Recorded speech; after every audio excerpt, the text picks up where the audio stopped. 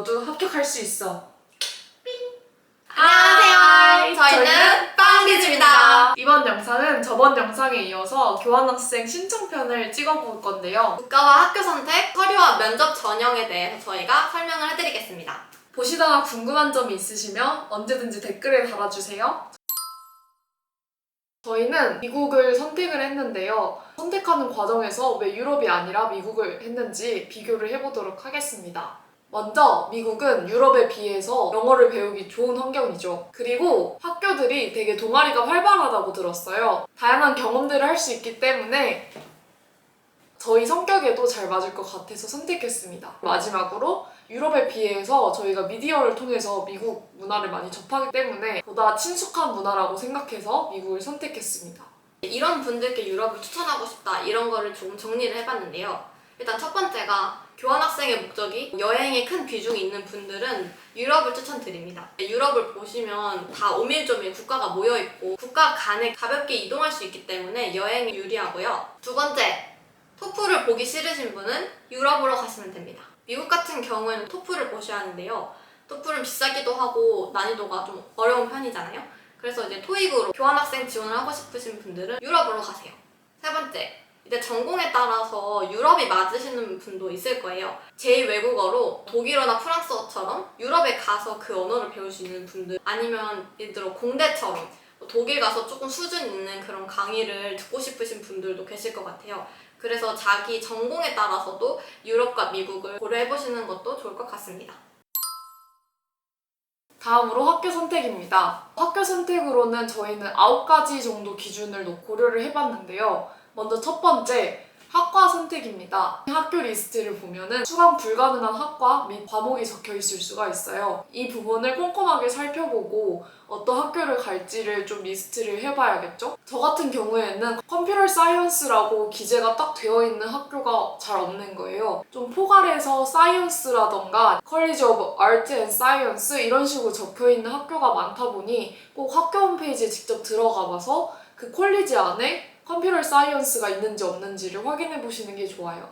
자기 학과가 그 리스트에 없다고 해서 꼭 없다는 건 아니니까 학교 홈페이지에서 직접 확인해 보는 것을 추천드립니다. 두 번째는 강의인데요. 자신이 듣고 싶은 강의가 그 학교에 존재하는지 먼저 확인을 해보셔야겠죠? 구글링을 하셔서 그 학교별로 강의 리스트를 보시고 자신이 듣고 싶은 게 있는지 확인을 해보세요. 미국 같은 경우에 강의를 보는 팁을 드리자면 강의 넘버에 그 맨 앞자리가 학년이라고 보시면 됩니다. 그래서 숫자가 이제 3, 4 이렇게 높을수록 고학년 수업인데요. 이런 강의 같은 경우에는 프리리퀴즈, 선수 과목들이 많을 수 있기 때문에 자신이 들을 수 있는지 확인을 해보시기 바랍니다. 강의에 대해서 좀 자세한 부분은 저희가 3편에서 다루도록 하겠습니다. 그리고 다음으로는 학생 수인데요. 규모가 큰 학교의 경우에는 다양한 과목이나 학과 그리고 활동들도 존재를 하겠죠. 때문에 직접 이런 활동 같은 걸 적극적으로 참여하고 친구도 열심히 사귈 자신이 있다 라고 하면 규모가 큰 학교를 가는 것을 추천드려요. 하지만 단점은 챙겨줄 사람이 없기 때문에 항상 자기가 적극적이어야 한다는 점이겠죠. 이런 부분들은 자기 성향을 잘 고려해서 학교를 선택하시는 것을 추천드립니다. 저희는 큰 학교를 골랐나요? 아주 크죠. 짱! 그리고 네 번째는 등록금인데요. 저희는 교환학생으로 가기 때문에 등록금 상관없이 학교를 골랐는데 만약에 방문으로 가시는 분들은 상대 교회도 등록금을 지불하셔야 되기 때문에 가격적인 면도 고려를 많이 해보셔야 되겠죠? 그리고 다섯 번째는 위치와 교통이에요. 저희는 국가를 미국으로 정해놓고 리스트에 있는 학교들을 하나하나 구글 맵에 찍어보았는데요. 많은 학교들이 주변이 그냥 초록색, 노란색, 약간 사막 같은 들판에 학교가 이렇게 박혀있는 그런 경우가 많아서 특히 차가 없으신 분들은 도심지가 좀 가까이 있는 곳에 학교를 선택하시길 바랍니다. 근데 저희가 가는 플로리다 주립대는 쇼핑몰도 있고 주변에 식당도 많은 이제 그런 곳으로 저희는 골랐습니다. 그리고 여섯 번째로 대학 랭킹입니다. 이 학교가 얼만큼 강의가 퀄리티가 있고 학생들이 얼만큼 만족하는지를 알려면 대학교 랭킹도 좀 중요하겠죠? 그래서 자기가 가는 학교가 이렇게 어느 정도 선택이 됐다면 대학교 랭킹도 검색해보는 것을 추천드려요. 저희 학교 같은 경우에는 미국 국립대학교 67위? 57위입니다. 저희가 갈 수 있는 미국 대학 중에는 가장 높은 랭킹에 존재했습니다. 다음은 날씨인데요. 저 같은 경우는 추위를 너무 많이 타서 겨울에 눈이 올 정도의 기후를 가진 그런 도시는 무조건 배제를 하고 시작을 했습니다. 그래서 추위나 더위를 많이 타시거나 아니면 기분이 날씨의 영향을 많이 받는 분들은 자기한테 맞는 도시로 가는 게 좋을 것 같아요. 저희 가는 플로리다는 매우 따뜻한 sunny 플로리다입니다. 그리고 다음으로 다양한 활동인데요. 그 학교에서 국제 학생들을 위한 프로그램이 얼마나 많은지, 특색 있는 활동을 할 수 있는 기회가 있는지, 동아리는 있는지 등등을 좀 살펴보시면 좋을 것 같아요. 저희 같은 경우에는 플로리다 학교에 뭐 서커스 공연 같은 것도 무료로 볼 수 있었고, 수영장도 있고, 동아리도 뭐 K-pop 댄스 동아리, 뭐 커피아워 이런 여러 가지 활동들이 있어서 저희가 선택하는 데 있어서 한몫을 했던 것 같아요. 이런 부분들은 구글링으로 찾아보시기를 추천드립니다. 다음으로 교환학생을 직접 갔다 온 사람들의 후기를 보는 건데요. 이것도 방법이 한 3가지 정도로 나뉠 수 있을 것 같아요. 첫 번째는 자기가 다니는 학교에서 선배들이 갔다 온 그런 수기를 보는 거예요. 저희 학교 같은 경우는 국제처 홈페이지에 그 수기가 다 나와 있어서 저희가 그걸 참고할 수 있었고요. 두 번째로는 구글링을 하는 거예요. 자신이 가고 싶은 상대교에 저희 학교만 가는 게 아니고 한국의 다른 대학에서도 그 파견을 가기 때문에 구글링을 했을 때 다른 학교의 자료도 볼 수가 있습니다. 세 번째는 저희 학교에 파견을 오는 교환학생들하고 친해지는 방법이에요. 저희가 국제 학생회 활동을 하면 저희가 가고 싶은 학교에서 온 학생들이 있었어요. 그래서 그 학생들한테 구글링을 해서 알 수 없는 정보들, 예를 들어서 뭐 수강 신청이 빡센지, 동아리가 얼마나 활발한지 이런 것들을 좀 생생하게 들을 수 있기 때문에 가능하다면 그 학교에서 온 학생들한테 물어보는 게 가장 정확한 정보일 것 같습니다. 추가로 이건 합격하고 알게 된 건데 저희 플로리다 학교가 미국 내 대학교 중에서 파티로 유명한 학교 2위라고 합니다. 뭐 의도한 건 아니었는데 어쩌다 보니까 더 재밌게 됐네요. 네, 그래서 파티가 좋으신 분들은 뭐 그런 것도 검색을 해보시면 되지 않을까요?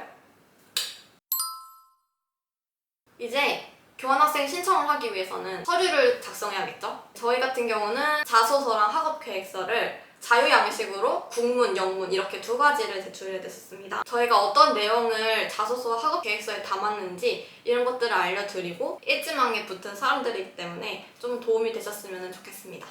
저 같은 경우에는 작성하는 동안에 내가 왜 교환학생을 가야만 하는지, 그리고 이게 왜 나한테 도움이 되는지, 두 번째로는 내가 왜 교환학생으로 가기에 적합한 사람인지, 이 2가지를 계속 생각하면서 작성을 했어요. 저 같은 경우에는 이제 외국계 IT 기업에서 기획자가 되는 게 꿈이기 때문에 그 학교에서 컴퓨터 사이언스를 영어로 배우면은 의사소통에 있어서도 영어로 해야 될 상황이 생기면 이런 경험들이 정말 도움이 될 거라고 작성을 했고, 또 컴퓨터 학과 같은 경우에는 대부분 영어로 되어 있기 때문에 API 문서 같은 것도 영어로 읽는 연습이 필요하잖아요.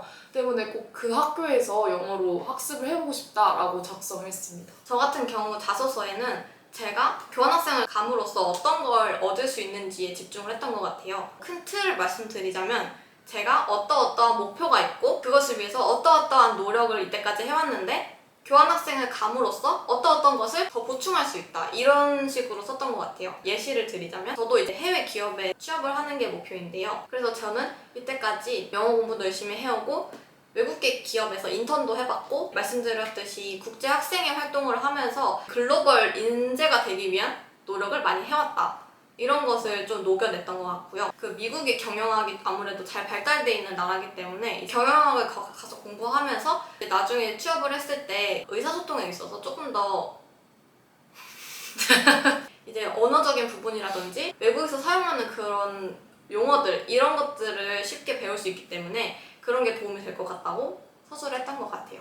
절대 놀고 싶다고 작성하면 안 돼요. 포장을 해야 돼요, 여러분. 다음으로 학업 계획서인데요. 저는 학업 계획서를 먼저 파견 중 학업 계획, 그리고 파견 후 학업 계획으로 나눠서 작성을 했어요. 파견 중 학업 계획에서는 교과와 비교과 부분으로 나눠서 작성을 했는데, 교과적인 부분에서는 그 학교에서 어떤 식으로 공부를 할 거고 그 학교에서 어떤 과목을 들을 거고 이 과목을 들음으로써 나한테 어떻게 도움이 될 거다, 어떻게 열심히 할지에 대해서 좀 구체적으로 작성을 했어요. 비교과적인 부분에 있어서는 그 학교의 미국 문화를 알아가기 위해서 어떻게 노력을 할지에 대해서 적었는데 구체적으로 작성하기 위해 그 학교 홈페이지의 동아리를 살펴보면서 제가 가입하고 싶은 동아리에 대해서 적어보기도 하고 국제 학생들과 친해지기 위해서 어떤 프로그램들을 잘 참여할 건지에 대해서 이름을 적어가면서 좀 구체적으로 작성을 했어요. 파견 후 계획으로는 그 학교에서 알게 된 것들이 어떻게 써먹을 수 있을지에 대해서 작성을 했어요. 저희 진로와 직결을 시켜서 풀어냈고 이 교환학생 경험을 토대로 다음 학생들을 위해서 좀 수기를 자세히 작성을 한다던가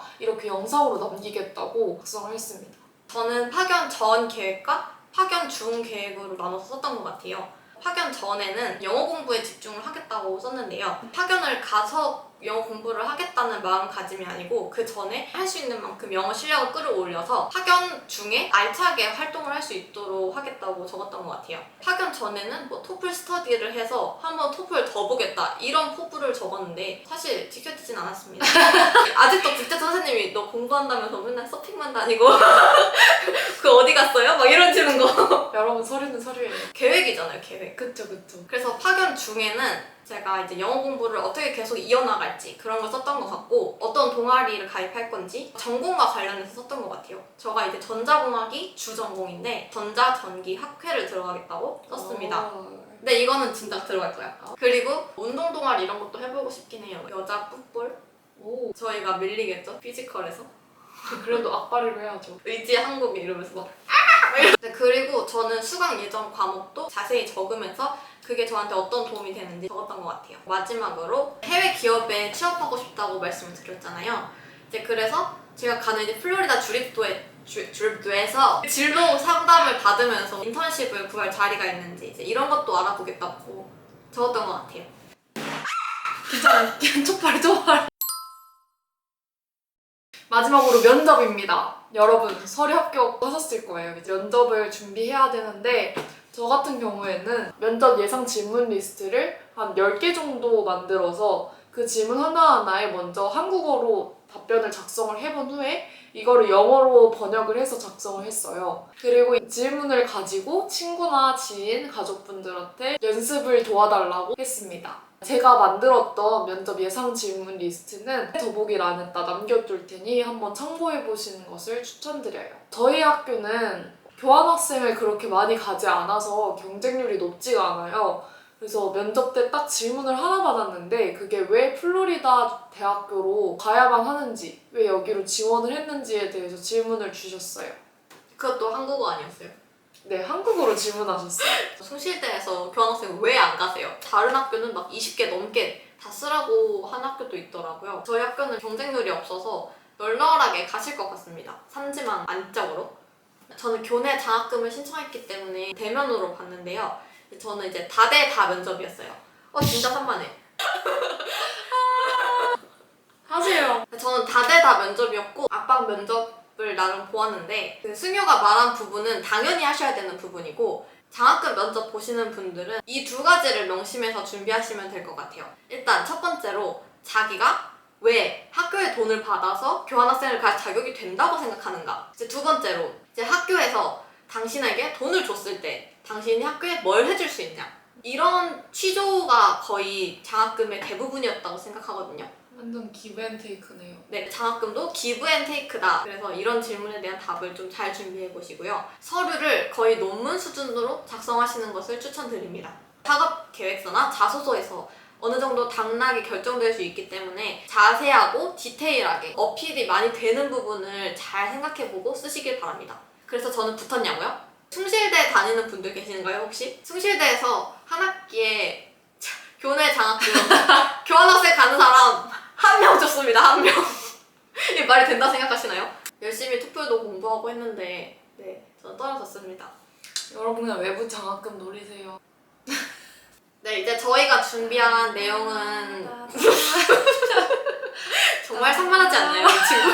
부금 깔아주는 거잖아. 부금은 내가 깔게. 하나도 안 산만. 너 그럼 말해봐, 내가 여기서 노래 깔아줄게. 여러분 오늘 어떠셨나요? 너무너무 좋은 시간이었죠? 산만해서 말 못하겠어요. 거울 치러 와야겠다. 저희가 이제 준비한 내용은 여기까지고요. 서류 면접 준비하면서 굉장히 되게 스트레스도 받고 그랬던 것 같아요. 어떤 내용을 담고 싶다만 있으면은 사실 글 쓰는 건 얼마 안 걸리거든요. 그래서 저희가 말씀드린 부분 열심히 정리해서 해보시고, 이제 서류나 면접 힘들 수가 있는데 그 합격 후에 오는 귀찮음에 비하면 별게 아니라는 걸 느끼시게 될 거예요. 네, 이제 시작이에요. 화이팅 하시고 궁금한 점은 댓글로 달아주세요. 저희는 곧 하와이로 떠날 겁니다, 여러분. 안녕. 안녕. 다음 영상에서 봬요.